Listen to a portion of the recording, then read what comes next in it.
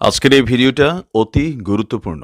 দেখা মাত্র প্রত্যেকটা বাংলাদেশী নাগরিক এটা ভিডিওটা শেয়ার করে দিবেন, কারণ আমি যে তথ্যগুলো দিচ্ছি। আসসালামু আলাইকুম প্রিয় দর্শক, বিএনপির চেয়ারপারসনের উপদেষ্টা ছিলেন অ্যাডভোকেট ফজলুর রহমান। ছিলেন বললাম কেন? ছিলেন বললাম এই কারণে যে আজ থেকে তার এই পদটা স্থগিত করা হয়েছে, মানে 3 মাসের জন্য স্থগিত করা হয়েছে। আপনারা জানেন যে ওনাকে বিএনপির পক্ষ থেকে একটা শোকজ করা হয়েছিল এবং সেই শোকজের জবাব উনি দিয়েছেন, বেশ বড় জবাব দিয়েছেন। জবাবটা আমরা মিডিয়াতে পড়লাম, প্রায় 11টা পয়েন্ট উনি জবাব দিয়েছেন। এই জবাবের প্রেক্ষিতে বিএনপি সবশেষ যে সিদ্ধান্তটা নিয়েছেন সেই সিদ্ধান্তটা হলো 3 মাসের জন্য ফজলুর রহমান সাহেবের পদকে স্থগিত করেছে বিএনপি, এবং স্থগিত করেছে। তারপর 3 মাস পরে হয়তো আর এটা আবার আগের মতো চালু হয়ে যাবে, এবং স্থগিত করার সঙ্গে সঙ্গে কিছু নির্দেশনা ওনাকে দিয়েছেন, সেগুলো আমি পরে আপনাদেরকে জানাবো। তার আগে আমি যে জিনিসটা বলতে চাই যে ওনাকে কেন শোকজ করা হয়েছিল, শোকজের পরে কি হলো, এবং শোকজের জবাবটা উনি কী দিলেন। অ্যাডভোকেট ফজলুর রহমানকে নতুন করে পরিচয় করিয়ে দেওয়ার কিছু নেই। ওনাকে এখন সবাই চেনেন, কারণ আমি মনে করি এই মুহূর্তে বাংলাদেশের মুক্তিযুদ্ধের পক্ষে সবচেয়ে ভোকাল, সবচেয়ে উচ্চ কণ্ঠে যিনি কথা বলেন তিনি হচ্ছেন এই অ্যাডভোকেট ফজলুর রহমান। উনি বিএনপির চেয়ারপারসনের উপদেষ্টা হিসাবে নানা জায়গায় যখন এই মুক্তিযুদ্ধের পক্ষে কথা বলেন, তখন আমার ধারণা অনেক দিন ধরে কিন্তু আওয়ামী লীগ যে জিনিসটা প্রচার করতো, আওয়ামী লীগ প্রচার করার চেষ্টা করতো যে বিএনপি মুক্তিযুদ্ধ বিরোধী একটা দল, এবং এটা বলতে বলতে এক পর্যায়ে তারা এমনও করতো যে বিএনপির যে প্রতিষ্ঠাতা জেনারেল জিয়াউর রহমান তিনি নাকি পাকিস্তানের আইএসআইয়ের চর, এমন কথা কিন্তু আওয়ামী লীগের লিডারদের কণ্ঠে আমরা শুনেছি। এবং বিএনপিতে স্বাধীনতার বিরোধীরা এসে ভর করেছে, হ্যান করেছে, এই সমস্ত নানা কথাবার্তা কিন্তু আমরা আওয়ামী বয়ানে গত 15 বছর ধরে শুনে এসেছি।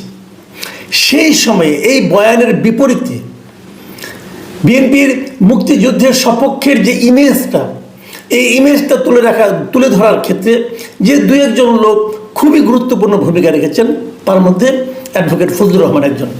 এবং আমি নিজে ব্যক্তিগতভাবে ওনার সঙ্গে বেশ কয়েকবার বসেছি, কথা বলেছি। মানুষকে না যখন আপনি ক্লোজলি দেখবেন তখন তাকে আপনি চিনতে পারবেন। মানুষ যখন কোনো অনুষ্ঠানে দেখেন তখন তো সে আনুষ্ঠানিকভাবে আসে, প্রিপারেশন নিয়ে আসে, কিন্তু তার সঙ্গে যখন আপনার আট পরে ভঙ্গিতে কথা হয় তখন আপনি বুঝতে পারবেন লোকটা আসলে কেমন। তো সেটা দেখে আমার কাছে মনে হয়েছে এই অ্যাডভোকেট ফজলুর রহমান সাহেব জীবনে অন্য অনেক কিছুর সঙ্গে আপোষ হয়তো করেছেন, হয়তো আগামীতেও করবেন, কিন্তু একটা ক্ষেত্রে উনি আপোষহীন, সেটা হলো মুক্তিযুদ্ধ। উনি নিজে মুক্তিযোদ্ধা ছিলেন এবং মুক্তিযুদ্ধের প্রশ্নে উনি আপোষহীন, একদম বিন্দু মাত্র কাউকে উনি ছাড় দেন না। সেগুলো বলতে যে উনি কী কী কথা বলেছেন না বলেছেন এগুলি নিয়ে নানা ধরনের বিতর্ক তৈরি হয়েছে, ওনার বাসার সামনে মব তৈরি হয়েছে, কিন্তু উনি কিন্তু ওনার অবস্থান থেকে বিন্দুমাত্র নড়েননি।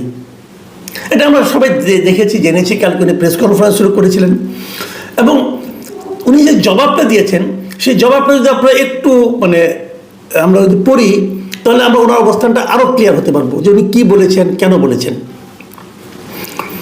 উনি এক জায়গায় বলেছেন যে এই যে আন্দোলনটা হয়েছে, বৈষম্যবিরোধী আন্দোলন যেটা হয়েছিল, শেখ হাসিনা তার সরকার সহ দেশ থেকে তার পতন ঘটল, উনি পালিয়ে গেলেন, এই সমস্ত ঘটনার পর তিনি বলছেন যে এর কিছুদিন পরে আমরা দেখলাম যে বৈষম্যবিরোধী ছাত্র আন্দোলনের অন্যতম নেতা সার্জিস আলম ইসলামী ছাত্র শিবিরের সোহরাওয়ার্দী উদ্যানের সম্মেলনে দাঁড়িয়ে দৃপ্ত কণ্ঠে ঘোষণা করল জামাত শিবিরই ছিল জুলাই আন্দোলনের মূল ভ্যানগার্ড।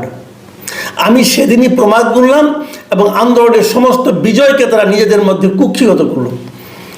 এই যে কথাটা বললেন, উনি মুক্তিযোদ্ধা হিসেবে ভাবলেন যে যদি এই আন্দোলনের ভ্যানগার্ড জামাত শিবির হয়, উনি এটাকে মানতে রাজি হননি। এবং ওনার বক্তব্য হল এই আন্দোলনের পটভূমি সব কিছু তো তৈরি করেছিল বিএনপি। গত 15 বছর ধরে এদেশের মানুষের মধ্যে স্বৈরাচার বিরোধী মনোভাবকে ধীরে ধীরে তিলে তিলে এবং বিভিন্ন প্রক্রিয়ার মাধ্যমে, বিভিন্ন ঘটনার মাধ্যমে মানুষের মধ্যে কিন্তু এই বীজ বপন করেছিল এবং সে চারা হিসেবে বৃক্ষ এবং সব কিছু চূড়ান্ত পর্যায়ে নিয়ে গিয়েছিল বিএনপি।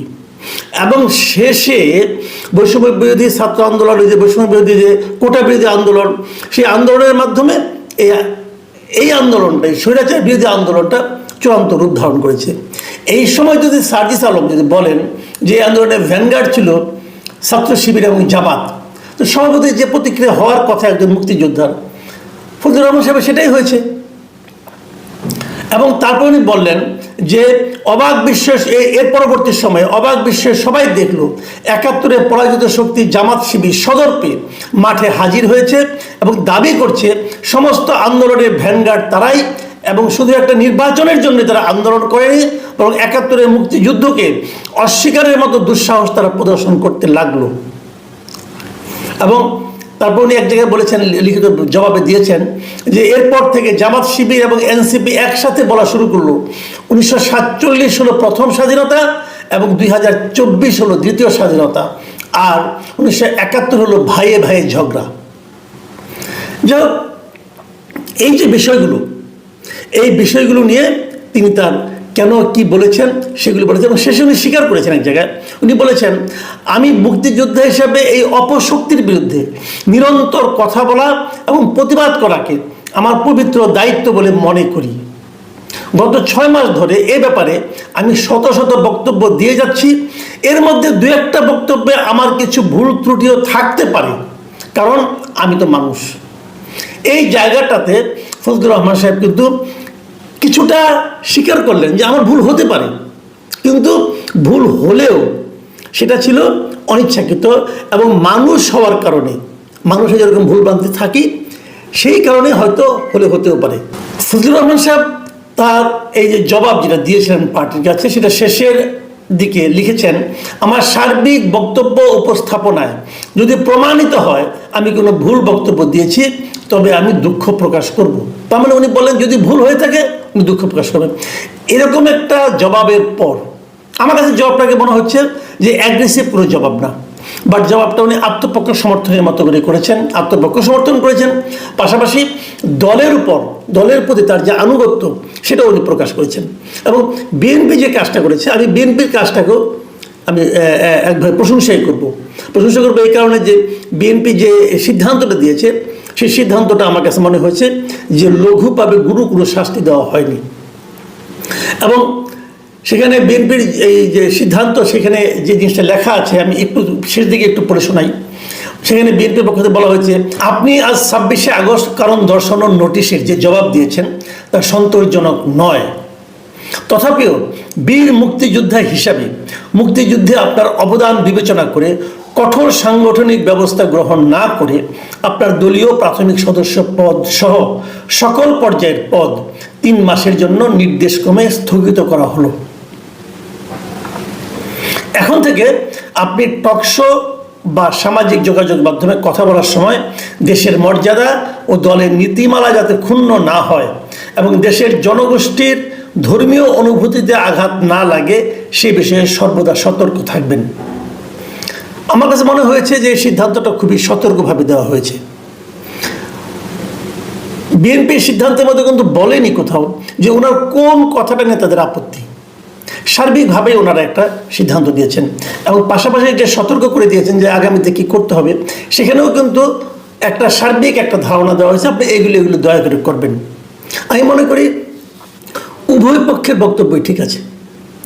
এবং সবচেয়ে যেটা বড় কথা, কালকে যারা মব করেছিল, বাড়াবাড়ি করেছিল, ওটাই ছিল মূল উদ্দেশ্য যে ওনাকে দল থেকে বের করে দিতে হবে, ওনাকে অ্যারেস্ট করতে হবে, ওনাকে জেলখানায় নিতে হবে, গ্রেপ্তার করতে হবে, এগুলো ইত্যাদি। এর কারণটা কী ছিল? এর মূল কারণটা ছিল আসলে একটাই, সেটা হলো যে মুক্তিযুদ্ধের পক্ষে যারা কথা বলেন তাদেরকে একটা সবক দেওয়া, তাদেরকে একটা বলে দেওয়া যে এই ধরনের কথা বললে তোমার পরিণতি হবে গ্রেপ্তার, তোমার পরিণতি হবে জেলখানায় যাওয়া এবং তোমার বাসার সামনে তোমাকে অপমান অপদস্থ করা হবে। কিন্তু সেই উদ্দেশ্যটা শেষ পর্যন্ত সফল হয়নি এবং এক্ষেত্রে আমি বিএনপিকে অবশ্যই ধন্যবাদ জানাবো যে ওনারা সেই ফাঁদে পা দেননি। মনে রাখতে হবে, একটা রাজনৈতিক দল কিন্তু নানা কারণে নানা কিছু করে, ওনাদের অনেক কিছু চিন্তা করতে হয়, ওনার দলের মধ্যে চিন্তা করতে হয়, দলের বাইরে জিনিস চিন্তা করতে হয়, নির্বাচন যদি সামনে থাকে তখন নির্বাচন নিয়ে চিন্তা করতে হয় এবং অনেক কিছু আছে এর মধ্যে। সব মিলিয়ে আমার কাছে বিএনপির এই সিদ্ধান্তকে একটা পরিণত দলের সুচিন্তিত সিদ্ধান্ত বলে আমি মনে করি। প্রিয় দর্শক, এখন এ পর্যন্তই। আল্লাহ হাফেজ।